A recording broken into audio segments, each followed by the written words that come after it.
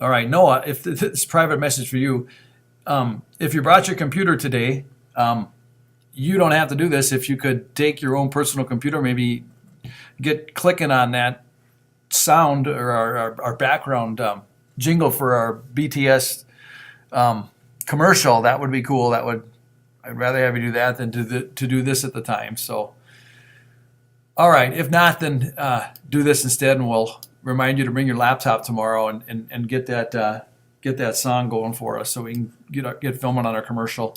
Sports fans, you're watching a screencast for Monday, March 2nd. I'm out of the building today. I have an appointment.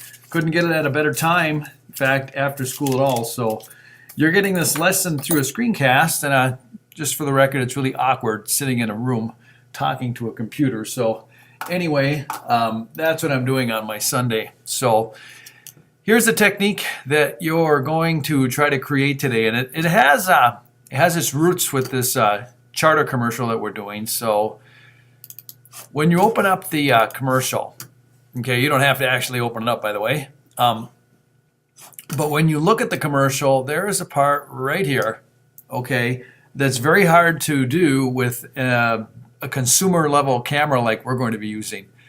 And what you see here is the guy with the headset in full focus, and then the two ladies in the background, because they have a little bit more powerful camera, they can goof around with their aperture and put this guy in full focus while keeping the people in the background not in full focus. And that's not easy to do with the level of cameras that we're going to be using. So the good news is you can do this in Final Cut, and the other good news is it has to do with really doing mats like we learned last week. So I thought we'd take you through a little tutorial on how to do it. It's kind of fun, and you can do some other cool stuff other than put people in focus and blur the others in addition to this with this mat technique. So anyhow, feel free to pause the screencast at any point in time or rewind it if you don't catch something. But here's the setup for this, okay? I have sent all of you a clip that you're going to be using, and this is the hardest part of this. I had a hard time finding a clip that we could simulate this with, so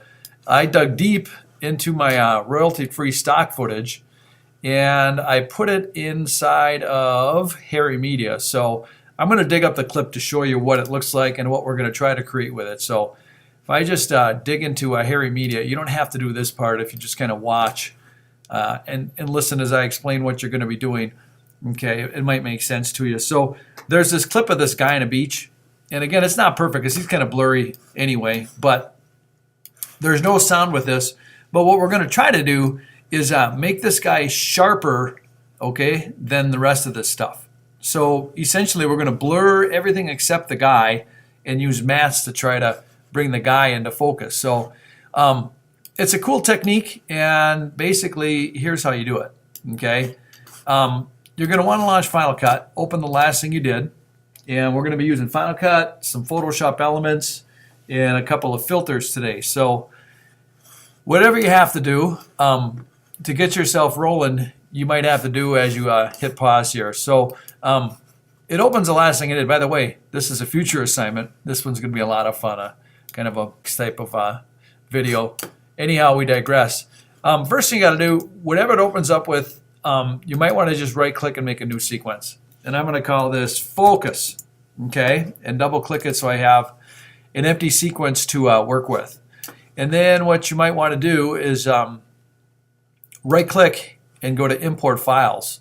And you're going to import that video clip I told you about a minute ago. So been a long time since we went digging, but if you look in DVE, and then you go into Media, Harry Media, you should see the clip called Guy on Beach right in there. If for some odd reason you don't have it, and the person next to you does, maybe that person would be kind enough to airdrop it to you.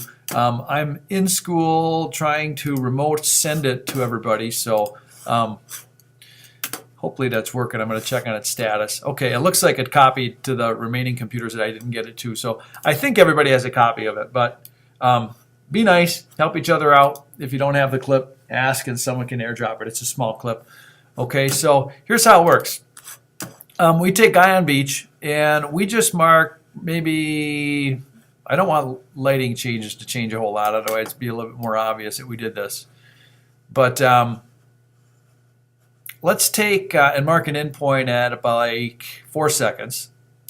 Okay, and then we'll use really the rest of that clip, okay, from 4 seconds on, and I just dump that with an overwrite down to video track 1, okay, and I don't have the sequence settings marked correctly for this, so I'm going to quick render that, and then what we want to do is, since our talent doesn't move a whole lot, that was the other hard part, finding a clip where the talent didn't move to try to simulate this.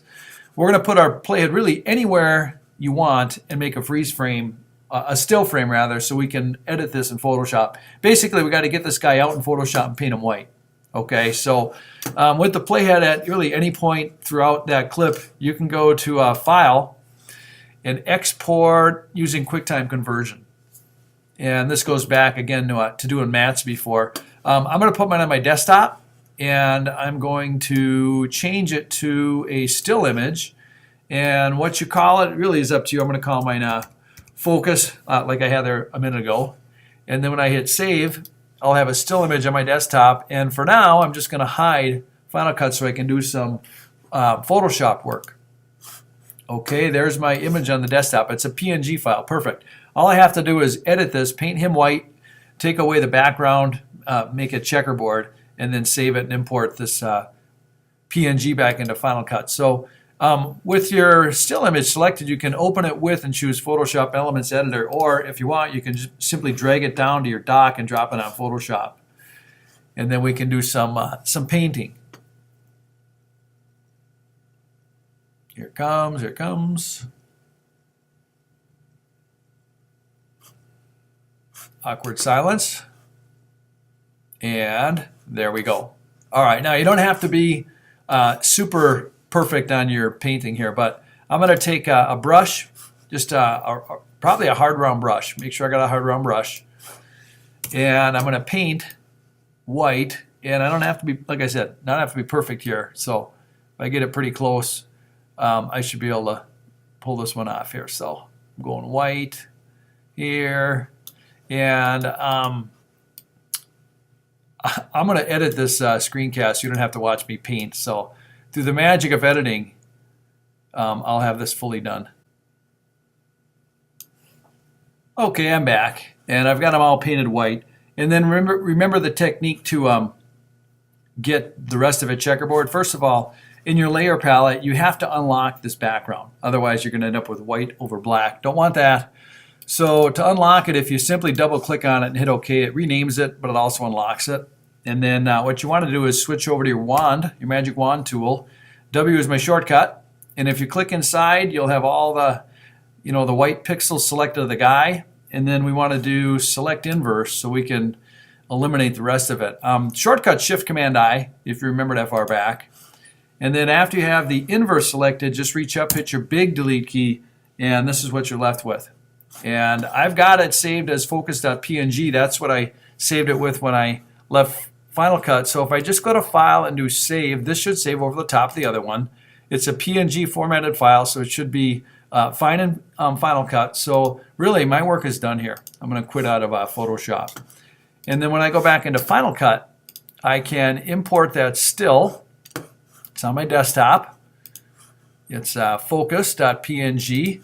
And when I move it over into my viewer just to take a look at it, it looks good, right? I know I've got white, and though it shows black, I know I have checkerboard. But now what we want to do is put that into track 2 right over the top of the original clip. So little trick we learned before, you can do a superimpose edit.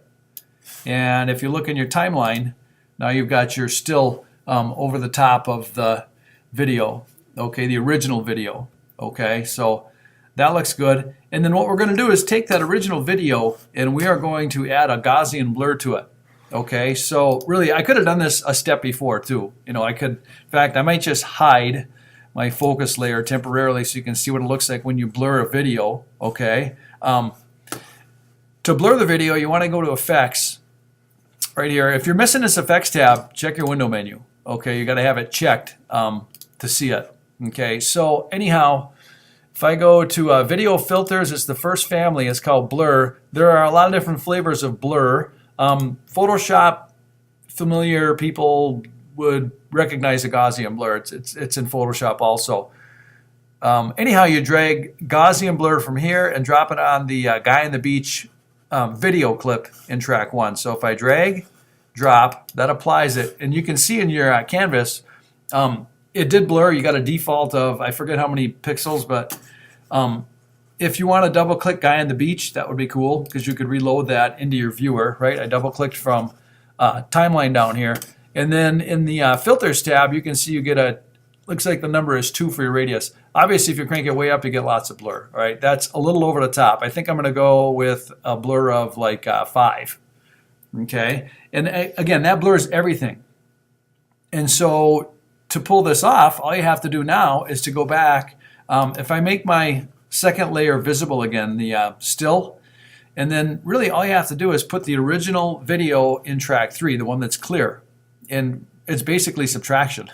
You're going to, just show the video playing through the white, and that'll be the clear part, and then you'll still see the blurry part over the top. So if you want to do that same edit we did before, all you have to do is move this little target up to video track 2, so you can target video track 2, and then if you go back into your browser and you load up guy on the beach again, you can notice you still have your endpoint marked. You can do a superimpose, and that'll put our video over the top. And now this shows everything original sharp. So remember, all we have to do is take our video in track 3 and do the travel matte alpha thing to it. So if we go to modify, by the way, I selected my clip down here, right? Track 3, modify, composite mode, travel matte alpha, and now we've got our effects. So our talent is sharp and the rest of it is blurred. And you could render and watch, and I see I got a little interference underneath his legs here, but I don't have really good high quality video to start with. So that's the effect. Here's another cool thing you can do, right? If you go to your effects tab and you go into a different family of filters, I went into image control before just to play.